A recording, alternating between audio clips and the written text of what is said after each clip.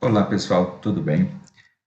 Vamos resolver mais um exercício sobre o grande tema ligação química, ah, indo em direção à ligação covalente. E na ligação covalente, falando mais especificamente da teoria da ligação de valência, né? Lembrando que dentro da teoria de ligação de valência é que nós falamos, né, da ideia de orbitais hibridizados. Lembrando que a teoria da ligação de valência, né, ela já vai trabalhar a questão dos orbitais atômicos, tá? No entanto, né, essa ideia não contemplava algumas situações. Por quê? Né? Já que a questão vai envolver o carbono, vamos lembrar a distribuição eletrônica do carbono, né? 1s2, 2s2, 2p2. Tá? E, segundo a ideia da teoria da ligação de valência, a ligação ia acontecer, né, pela união aí de dois orbitais atômicos, continham elétrons desemparelhados. Então, lembrem, na teoria, né, da ligação de valência, eu vou ter, por exemplo, aqui eu tenho um orbital S, orbital Px, Py, Pz, por exemplo. Esse orbital vazio aqui, ele não poderia participar de ligação, né, entre ligação química, porque, segundo a teoria da ligação de valência, essa junção de orbitais aconteceria somente entre orbitais, né, com um elétron desemparelhado, gerando um orbital molecular aí com os dois elétrons emparelhados, tá bom? Bom, e aí como que a gente vai explicar, então, situações, né, como a molécula de metano, que possui quatro ligações covalentes e equivalentes, né, entre carbono e hidrogênio. Se nessa situação comum eu só tenho dois orbitais atômicos disponíveis, né? Aí vem a ideia, né, da hibridização, onde vamos imaginar que os níveis de energia aqui desse orbital S e dos orbitais P sejam muito próximos, então não preciso de muita energia para gerar uma promoção desse elétron, né, de um desses elétrons para aquele terceiro orbital P vazio. Fazendo isso, né, nós justificaríamos então aqui pela teoria da ligação de valência, nós teríamos quatro, né, orbitais disponíveis para realizar essas ligações, e nós teríamos então a ligação desses quatro orbitais com um orbital, né, que também vai possuir um elétron, né, um orbital um S1 do hidrogênio, né? Então nós teríamos quatro vezes esse hidrogênio, né, gerando aqui, somando esse orbital do hidrogênio com o orbital do carbono e gerando um orbital com os dois elétrons emparelhados, ok? Quando nós temos essa situação de hibridização, nós dizemos, né, nós escrevemos a junção, né, desses orbitais. Eu tenho um orbital do tipo S, né, hibridizando aqui com três orbitais do tipo P.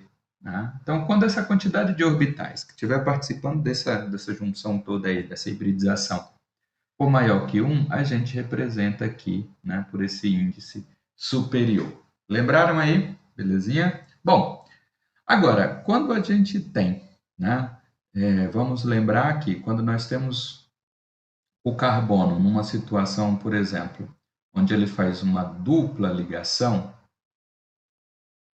com um outro carbono, né? Nós temos agora um sistema, né, de hibridização que não envolve os quatro orbitais. Então, pensando no 2s2, 2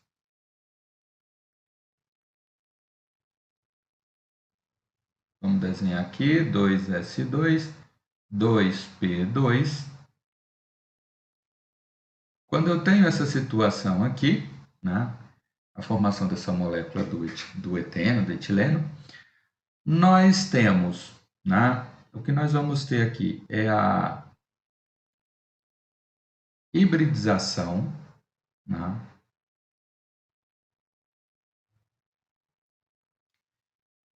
de 3 orbitais. Nós temos uma promoção desse elétron emparelhado aqui para o orbital vazio do 2p. No entanto, nós vamos ter uma diferença de energia aqui, né, assim. E aí, nessa hibridização aqui, nós temos um orbital S e 2 orbitais P. Então, estão participando da hibridização um orbital S e 2 orbitais P, e nós chamamos isso de hibridização do tipo sp2, e aí nós dizemos que esse carbono aqui, esse aqui, gente, é um carbono do tipo sp3, esse carbono aqui é um carbono do tipo sp2, né? E por fim, nós imagina o carbono fazendo agora uma tripla ligação, né? Nessa situação aqui, nós vamos ter uma hibridização apenas entre um orbital S e um, pensando nessa situação aqui, transcrevendo ela para cá, nós vamos ter um orbital S hibridizado com o orbital P, e os outros dois orbitais P, né, não participam dessa hibridização. Eu vou ter uma hibridização do tipo SP. Lembrando que eu só vou descrever índices maiores que 1. Tá? Lembrando que a hibridização também tem uma relação, né, com a geometria da molécula. Então, se, por exemplo, aqui eu tenho uma situação de geometria linear nesse carbono, né, eu tenho duas regiões aqui, né, gerando as nossas duas ligações com os orbitais híbridos, significa que eu tenho dois orbitais híbridos participando dessa hibridização. Quando eu tenho aqui três regiões, né, equidistantes aqui, nós temos três nuvens eletrônicas se distanciando, se repelindo, e isso representa a hibridização de três orbitais. Então, na minha linguagem, quando eu vou descrever, né, essa situação, eu tenho que ter três orbitais se somando aí, gerando essa hibridização. Então, um orbital S, dois orbitais P. Quando a gente tem quatro, né, regiões de densidade eletrônica aí, nesse processo de hibridização, fiquem atentos se a linguagem de vocês contemplam quatro orbitais. Aqui eu tenho um orbital S, três orbitais P, então nós temos quatro orbitais. Depois eu vou trazer uma outra questão envolvendo compostos maiores, com hibridização do tipo SPD, para a gente continuar associando, né, esse número de nuvens eletrônicas dos orbitais híbridos com o número, né, de orbitais atômicos que se juntaram para formar essa hibridização, tá certo?